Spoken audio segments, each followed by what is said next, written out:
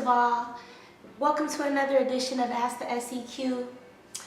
You know, you can, get your praise on anywhere, at any time, for any reason. It says, hello, my name is blank.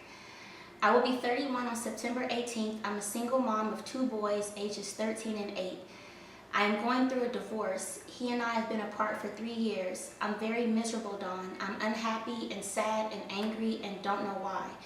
I've tried praying, counseling, and even pretending, but it never gets better. I hate myself and my life. I have thought about killing myself many times. I never tried it. It's just always a thought. I have been having a hard time for the last 11 years. Financial, relationships, marriage, depression, etc. I hate the way I look. I don't like who I see when I look in the mirror. My self-esteem is horrible. I don't think I have a purpose of worth on this earth. Even though I try to create a purpose, I'm so unhappy and miserable. I'm tired of struggling and having for me and my boys to go without. I work full-time, been working most of my life. I even started a home-based business selling makeup. I started a Facebook page. It isn't doing well. And then I started selling Herbalife, haven't made money. I'm trying hard to provide a better life for my boys and I, but I just can't seem to get ahead or make ends meet. While I see other people doing just fine and better than me, I'm tired, physically and mentally exhausted. I don't feel like I can go on anymore. I'm snappy at my kids and I don't mean to be, then feel bad. I'm in a circle I can't get out. I feel like a hollow, empty shell walking around. Then recently, me and my boyfriend broke up. He said I don't trust him and my insecurities are an issue. My problem with him is that I love him very much, but girls on Facebook flirt with him, and we have been together over 1.5 years. I feel like he needs to put them in their place and he won't. I feel disrespected, and every time I say something to him about it, I wind up being the one that is saying sorry and crying and begging that he doesn't leave me. This has happened many times. I feel pathetic and useless. I'm never going to find anyone to love me and treat me good and make me happy. I'm ugly. I don't have the typical black girl shape. No booty, no really big boobs, and even though I lost 54 pounds, I'm still fat in my eyes, still have a gut. Everything is wrong. That's why my boyfriend dumped me. I'm a loser. I want to get better. I really do, but I think I'm being punished by God for having an abortion at 19. I repented, but I don't think it worked. I'm hurting very bad. 10 years of bad luck. Is there even hope or help for me? I'm getting old. I want to start my own business. I make no money and I want to love myself inside and out. On top of that, I have no friends. I'm being for real. I'm lonely and bored all the time. My kids are the only reason why I haven't taken my life.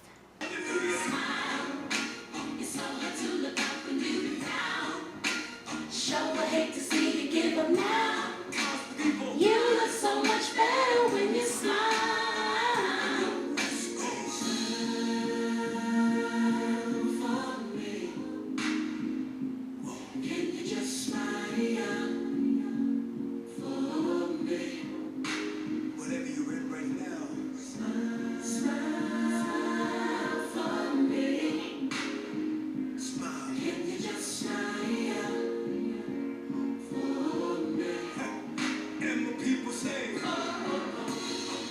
So much better when you look so much better when you look so much better when you.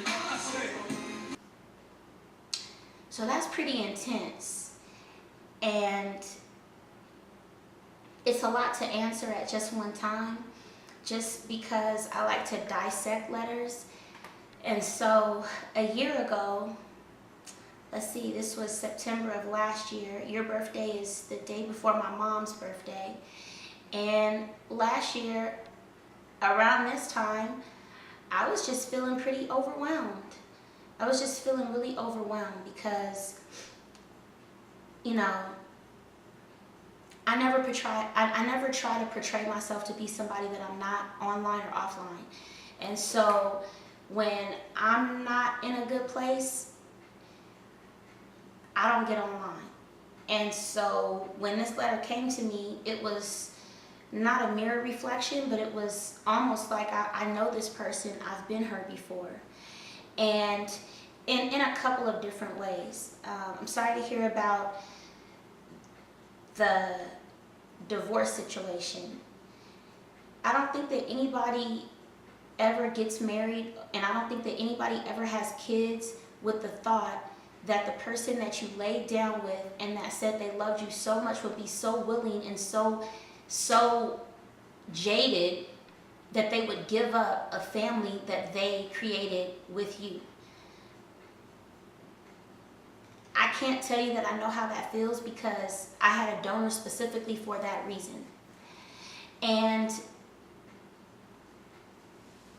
I spent a considerable amount of months, I think anything over 1 is considerable, but I spent a considerable amount of months feeling bad for my kids because I felt like I had them for a selfish reason. They don't have a dad. They're not going to have a man in their life to help them to grow up that they can call dad. I've made up this family for my kids because I don't talk to really anybody in my biological family on my mom or my dad's side. So I basically have this made up family. I have people who I've met over the years, social networking, that have become my real life family and friends. And I'm thinking to myself, how am I supposed to introduce this to my kids when this is not the social norm? Well, you're saying that you guys have been apart for 3 years, you're miserable, you're unhappy, you're sad, you're angry, and you don't know why. But the reality is that you do know why. You're upset because you're going through a divorce. You're unhappy because in your eyes, you don't like the way you look. While you're going through a divorce, you had a boyfriend who basically wasn't really your boyfriend. He was somebody who you were with, but perhaps wasn't with you. And what I mean by that is sometimes we'll get with somebody and it's premature. We're not over the last person before we get with the next person. And what generally happens is that if you're not over somebody else and you get with somebody and you're not whole, then you're wanting to get with that person so that they fill a void for you. But the reality is that people can't fill a void for you that you yourself can't fill. Okay? You say you're unhappy and miserable. If you're unhappy and you're miserable, then it's no coincidence that your relationship didn't work out.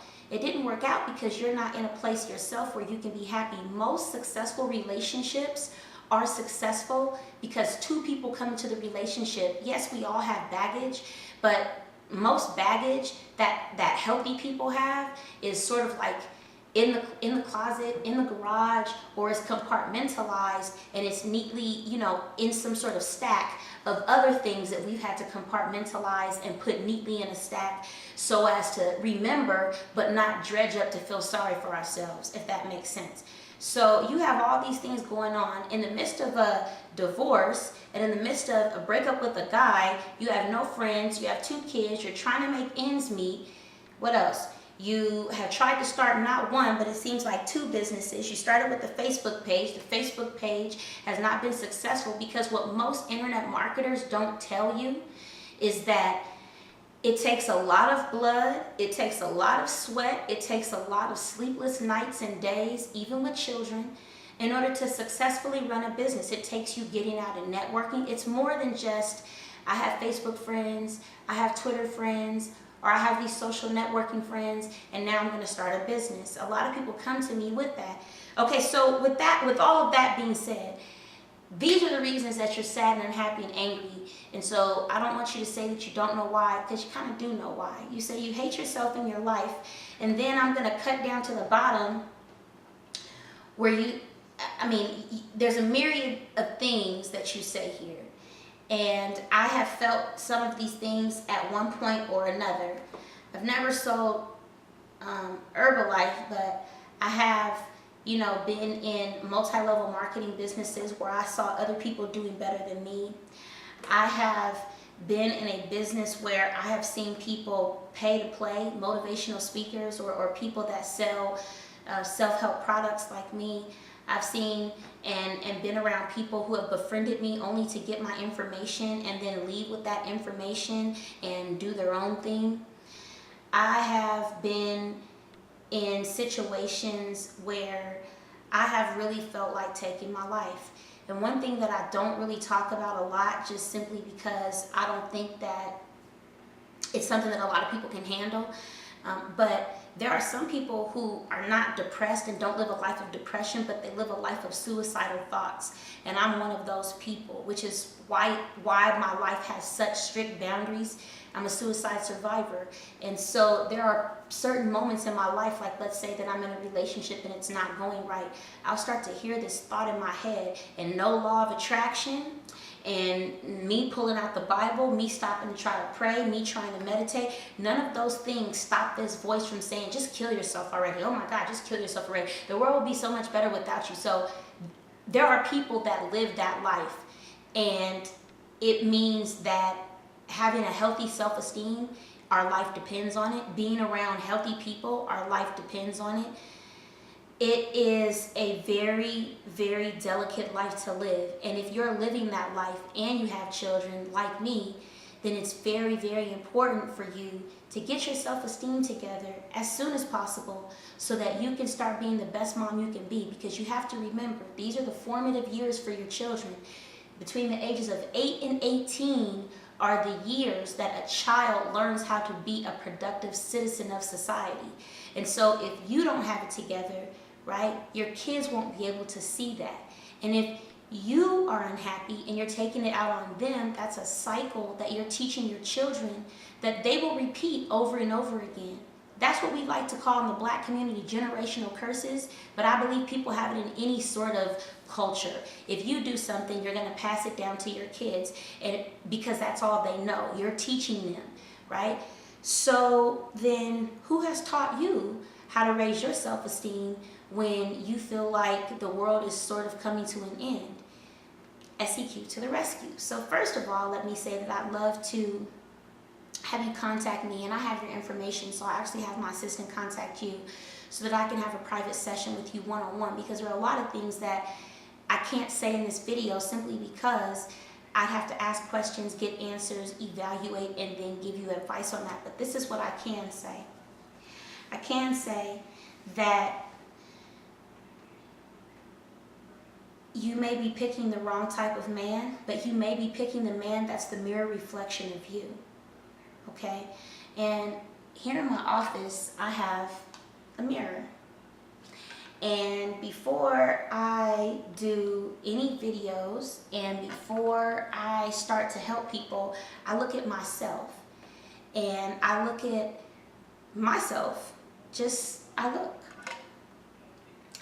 And, you know, eyebrows not done. I have like a mark right here that I don't like. My lips are naturally brown, so people think I'm a weed head sometimes. My nose has been talked about. My front teeth have been, people have told me that my front teeth look like I have chiclets in my mouth. My hairline, actually, it goes like this. But every day that I look in the mirror, I have to be happy with what I see.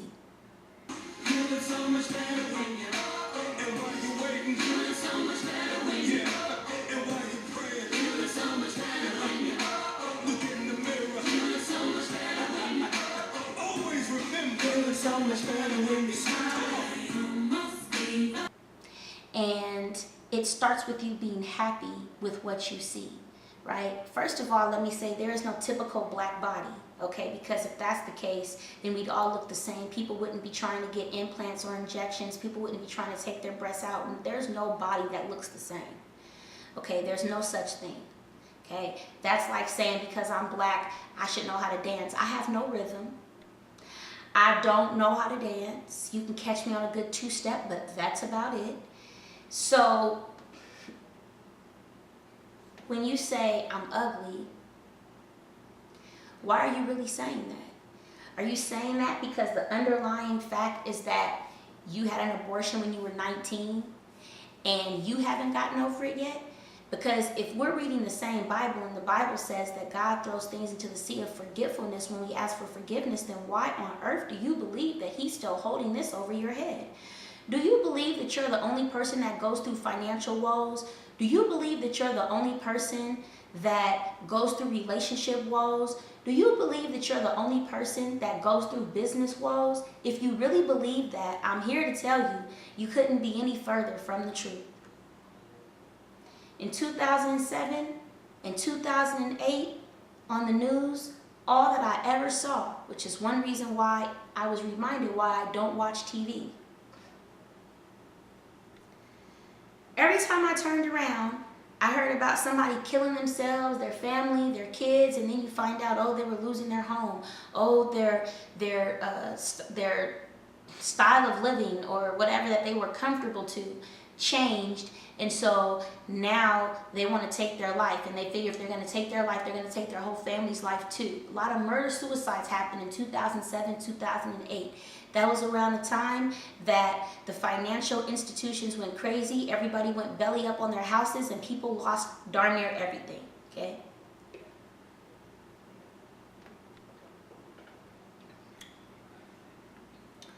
I know people that go through divorces and end up being cracked out because they can't get over the fact that they couldn't make their marriage work. I know people who have survived horrific accidents only to kill themselves later because the terror and the pain of the nightmares that they still have consumed them. I know people who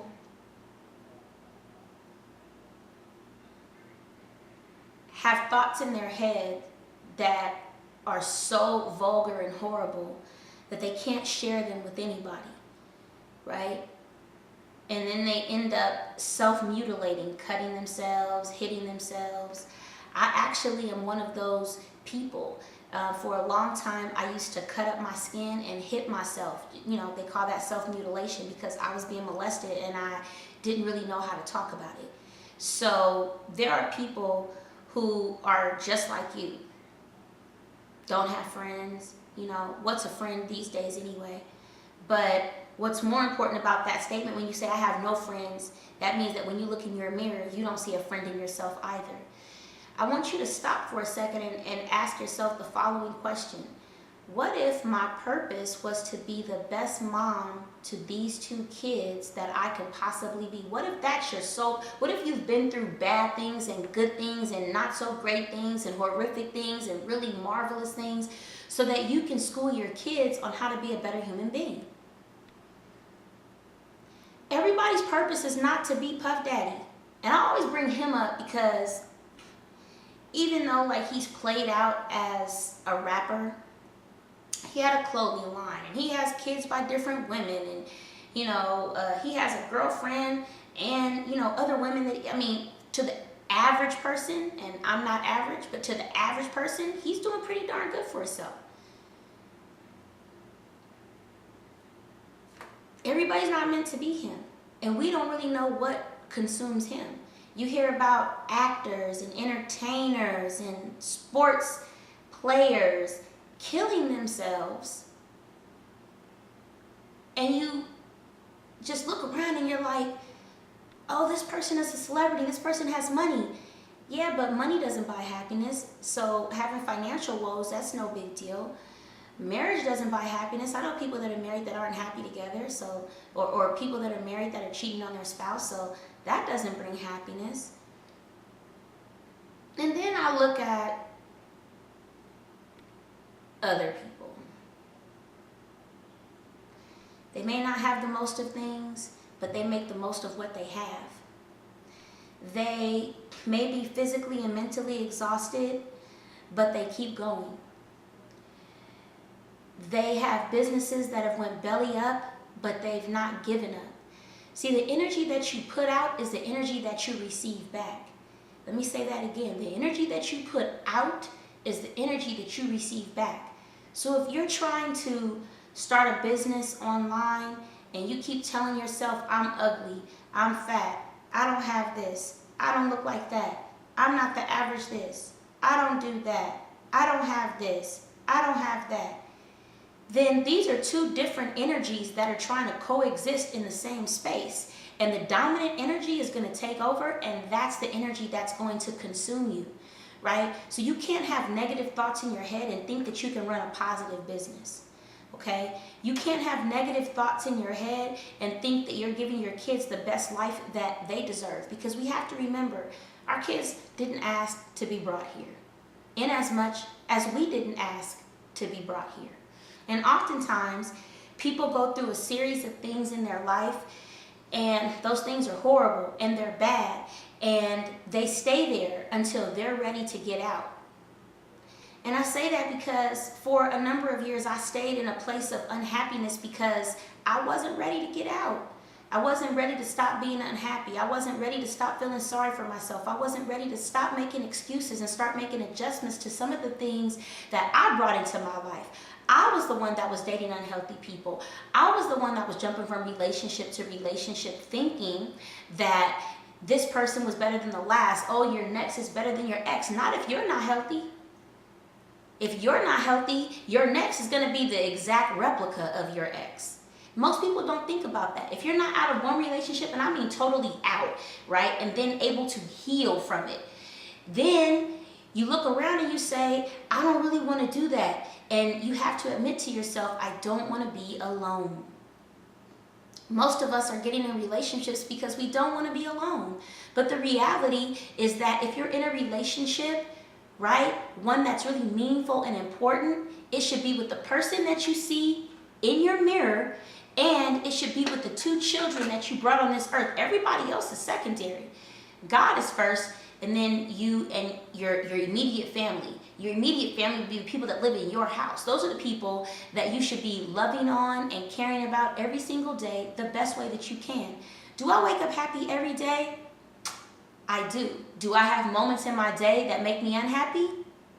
I do. Do I feel like going off sometimes? I do. Do I have moments in my day where I'm just like, can this day end already? I do. Are there moments in some of my days where I feel like giving up? There are. Sometimes even the people that practice self-help don't practice self-help on themselves. So sometimes I'm giving so much to other people that I don't give back to myself. If you're giving to a relationship, how can you give to the one with yourself? If you're giving to somebody else, the getting to know you process, the dating process, this and that, how are you giving back to yourself? And speaking of giving back to yourself, when's the last time that you stopped and wrote down a list of things that are boundaries, right, for your relationships? Meaning, you're with a guy, okay? And what do you say here? He said that you don't trust him and your insecurities are an issue, right? But your issue is that you've been with him a year and a half and he's still flirting with girls on Facebook, or he's allowing them to flirt with him. Either way, it's the same thing because we don't know what happens in private messages. Let's see. You said you feel disrespected every time and you say something to him about it, you end up being the one to say sorry and crying and begging. So that there is an emotionally abusive relationship, right? And I don't know how your marriage went, and I don't know why your marriage ended, but that's any time that you're saying something that's on your mind to your significant other, and then your significant other turns it around on you like reverse psychology, and then you're the one that's apologizing and begging for this person to stay when it should be the other way around, that's not a healthy relationship. So if you're going from relationship to relationship and you're seeing similar things, similar patterns happening in these relationships, the reason why you're seeing these similar patterns is because you're going from relationship to relationship looking for the mirror image of you, and if you don't like what you see, you're going to get with somebody else who doesn't like what they see, because anybody that would get with you, right, and then would allow you to be disrespected, Facebook, in person, otherwise, that's not a good person to be with, right? So then you have to look at yourself and say, okay, well, how do I disrespect myself? Because people treat you the way that you treat yourself, okay? So I know that the people around me treat me the way that I treat myself. And there's not a moment that I allow somebody to be around me that would treat me any different than I treat myself. What does that mean? That means I have to be very particular about how I talk to myself. I have to be very particular about the different things I read, the different people that I watch on TV, the different people that I listen to on the radio, the different songs that I listen to. I have to be very particular. And to be happy on an earth that's so devoid of love and truth and honesty, it takes work.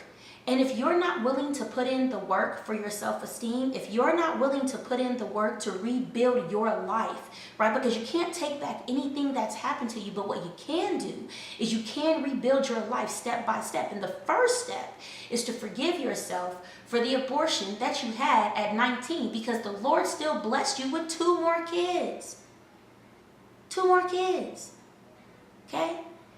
I had an abortion, felt the whole thing. And for years and years and years, I didn't even want to have kids.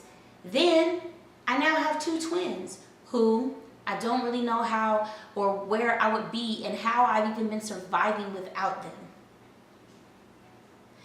Even when I have bad moments in my day, I look at my kids and I say to myself, God, you've given me such a great gift, right? During a time when people lose their kids to gun violence, to drug violence, to sexual exploitation, to kidnapping, running away.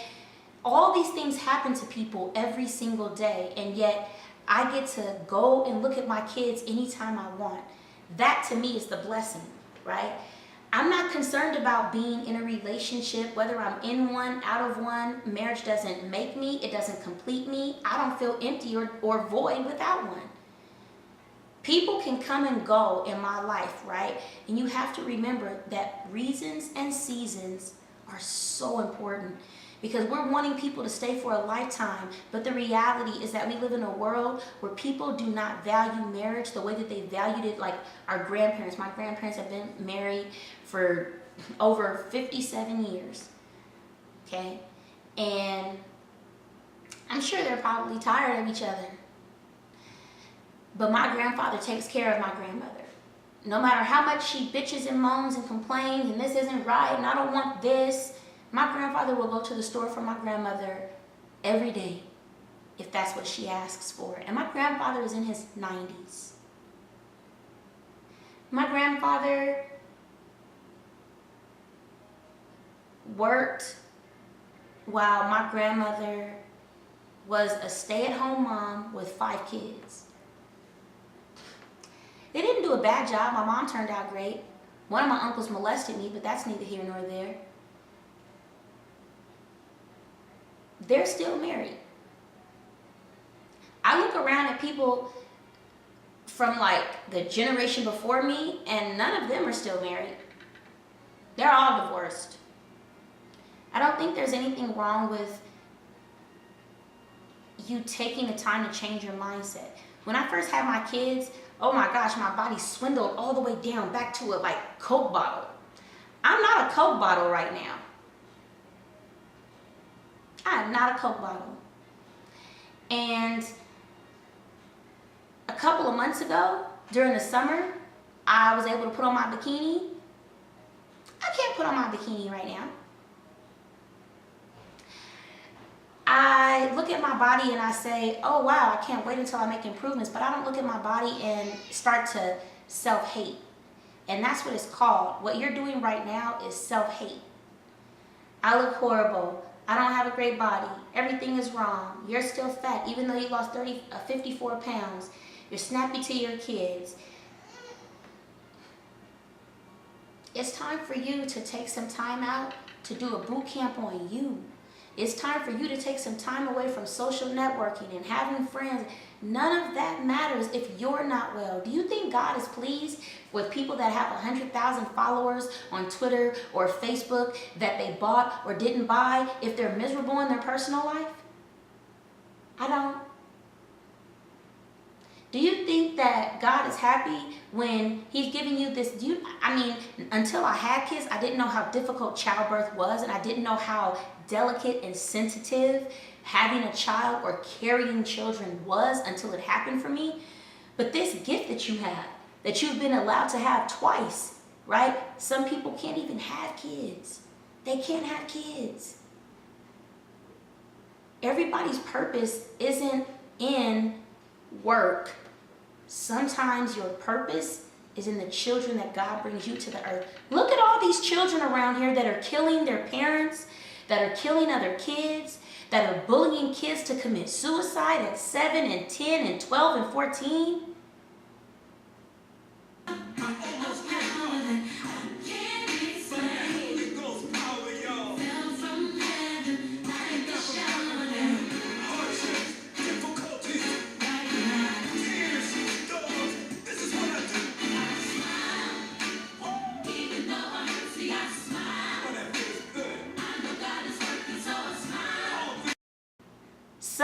along the line, some parents had a purpose, and that purpose was their kids, and they failed miserably. Maybe they were out getting turned up. Turned down for what? Turned down because you have kids at home that shouldn't be raised by their grandparent or their cousin or their auntie or whatever. Turned down because when you brought your kids into the world, it wasn't a death sentence. It was a gift from God. You were your parents' gift from God, and now you have gifts from God. And you're not serving your gifts from God any purpose by not stopping to find out, how can I get better? There's no such thing as loneliness when you learn how to love yourself, and there's no such thing as boredom when you learn what your purpose is. No such thing. Your first purpose right now, today, your first purpose is to really ask yourself, why haven't I forgiven myself? There are no excuses. You can't tell me what God came down here from heaven and said to you. Why haven't you forgiven yourself? Because we all make mistakes. You stepped on an ant as a child years ago, and then you learned that one of the 10 commandments was thou shalt not kill. Are you still upset at that ant that you stepped on years ago as a child? If you're not, then why are you still holding yourself emotionally hostage for something that you did in the past? This child that's now up in heaven, right, is your guardian angel. And the fact that you have a guardian angel in heaven, that should be enough to make you get up every day and say, I wasn't able to do it for you, but thank God you're now going to help me do it with these two. Stop looking for your purpose in a business. Stop looking for your purpose in a person, unless it's your kids, unless it's you learning how to love yourself the best. I know people who are life coaches who hate themselves. I know people who are life coaches who kill themselves. Don't believe what you read on the internet. Don't believe it. The same way that somebody can lie in your face is the same way that somebody can get on the internet, wake up, scroll on their phone while they're sitting on the toilet, teeth not brushed, and say, oh, so-and-so's having a great day? Well, I'm going to have... Get off the internet. It's not that serious. You have a whole life at home, right, that requires, that mandates your attention. A whole life. And it begins by you starting the forgiveness process. Forgive yourself for not being perfect. Forgive yourself for not being the best parent. Forgive yourself for not being able, right, to hold the marriage that you wanted together. Forgive yourself for not being the mirror reflection of joy and love and happiness and peace. And as you begin to forgive yourself, that's your first thing to do. Write down all the things you need to forgive yourself for. I forgive myself for not being I forgive myself for the... Begin that list. And when you begin to forgive yourself, when you begin to forgive yourself, when you begin to love yourself, no matter what you've done to anyone, when you begin to love yourself, despite the fact that someone tells you that you have insecurity issues, or that you're crazy, or that you're a bitch, or that you'll never find happiness, or that you'll never be happy, people can't tell you what you don't already believe about yourself. Okay? People can tell me all the time things about me that they want to tell me, but the reality is that they can't tell me anything that I don't already believe about myself. So if somebody told me that I was a bitch, if I believed that about myself, if that was an area of contention with myself, then I'd be saying to myself, damn, man, I hate that person thinks. If somebody calls me a name and that's not who I am, and that's not a part of my existence, I don't even let it bother me. It's their opinion. I don't take it personally. There are some things that I think that would really help you immediately. I don't know if you read, but if you do read, one of the first things that I'd have you to do is get this book that I always talk about, The 4 Agreements by Don Miguel Ruiz. The 4 Agreements is such a great book because, you know, these 4 agreements: be impeccable with your word, don't take anything personally, don't make assumptions, always do your best. These 4 things, and for you right now, the most important one is always do your best. This book is only 138 pages. It's a small, short read, but it's packed with so much powerful information that I encourage you to go out and get it today. Because with the 4th agreement, right, always do your best. Your best is going to change from moment to moment, but it'll be difficult when you are healthy as opposed to sick. Under any circumstance, simply do your best, and you will avoid self-judgment, self-abuse, and regret. Now, are there people online that are doing better than me as a motivational speaker? Perhaps. It depends on how you measure my success. I don't measure my success by what other people are doing. I measure my success by what I'm doing. Am I making the same amount as other motivational speakers? Well, I don't know. I'm not in anybody else's accounting practices, nor is anybody else in mine. So I'm not paying attention to those types of things, right? The reality is that if you want to start a business, it's difficult. The reality is that if you want your business to be successful, you have to be a very strong-willed and strong-minded person, because there are a lot of rejections that come with running your own business. And you have to be well enough, and I believe you can do it. I believe you can do it. Because if I am living with suicidal thoughts, and no, they don't come every day and every hour, but there are moments that I'm just like, oh my God, please get out of my mind. If I can do it, you can do it.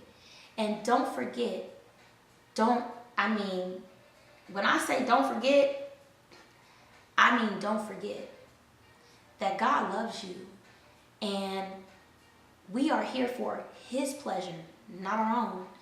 And because we are here for His pleasure and not our own, it's imperative. It is imperative that we work on our own self-help. So the first thing I want you to know is that you're not alone.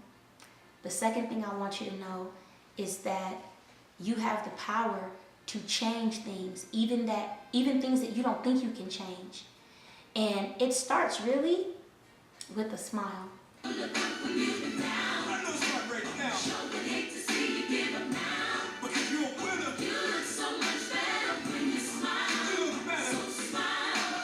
Through everything. Divorce.